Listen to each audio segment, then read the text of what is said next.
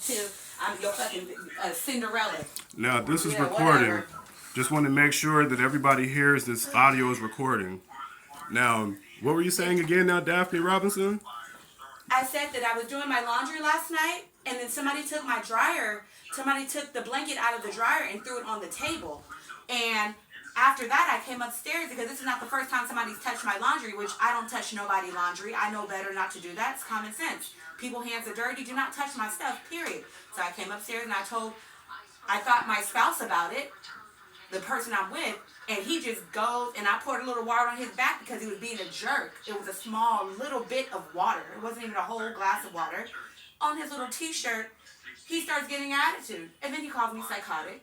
He says I need to go take my medication. He says I'm going to jail. And then he starts defending this person, this individual. I'm not going to mention any names, but every time I mention this person, he's always having this individual's back. I don't have any support or backbone every single time, period. Now, based upon all that's being said, unfortunately, the person that's speaking actually takes medication based upon of having post-traumatic stress and anxiety.